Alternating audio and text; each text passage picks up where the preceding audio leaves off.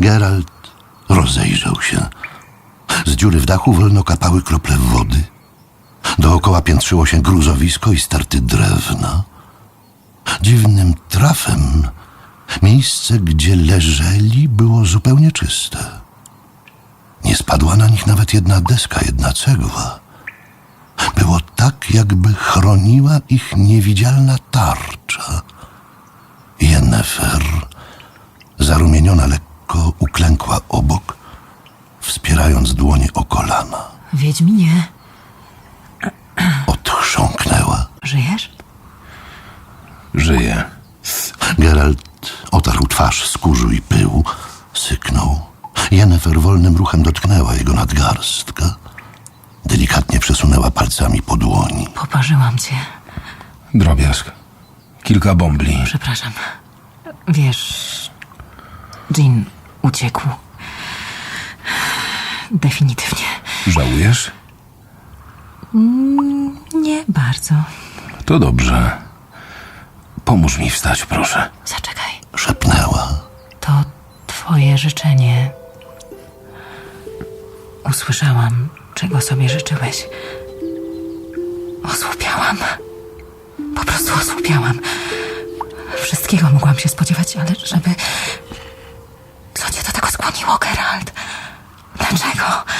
Dlaczego ja? Nie wiesz? Pochyliła się nad nim. Dotknęła go. Poczuł na twarzy muśnięcie jej włosów pachnących bzem i agrestem. I wiedział nagle, że nigdy nie zapomni tego zapachu. Tego miękkiego dotyku. Wiedział, że nigdy już nie będzie mógł porównać ich z innym zapachem i innym dotykiem.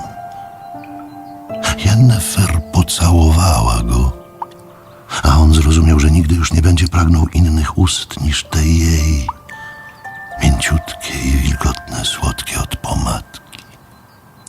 I wiedział nagle, że od tej chwili istnieć będzie tylko ona, jej szyja, ramiona i piersi wyzwolone spod czarnej sukni. Jej delikatna, chłodna skóra, nieporównywalna z żadną, której dotykał. Patrzył z bliska w jej fiołkowe oczy.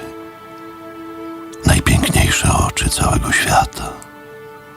Oczy, które jak się obawiał, staną się dla niego wszystkim. Wiedział to. Twoje życzenie. Szepnęła z ustami tuż przy jego uchu. Nie wiem, czy takie życzenie w ogóle może się spełnić. Nie wiem, czy istnieje w naturze moc zdolna spełnić takie życzenie. Ale jeżeli tak, to skazałeś się. Skazałeś się na mnie. Przerwał jej pocałunkiem, uściskiem, dotknięciem, pieszczotą, pieszczotami. A potem już wszystkim, całym sobą, każdą myślą, jedyną myślą, wszystkim. Przerwali ciszę westchnieniami i szelestem porozrzucanej na podłodze odzieży. Przerwali ciszę bardzo łagodnie i byli leniwi. Byli dokładni, byli troskliwi i czuli. A chociaż obydwoje nie bardzo wiedzieli, co to troskliwość i czułość, udało im się, bo bardzo chcieli. I w ogóle im się nie śpieszyło. A cały świat przestał nagle istnieć, przestał istnieć na maleńką, krótką chwilę. A im wydawało się, że była to cała wieczność. Bo to rzeczywiście była cała wieczność. A potem świat znowu zaczął istnieć. Ale istniał zupełnie inaczej. Geralt. I co dalej? Nie wiem. Ja też nie.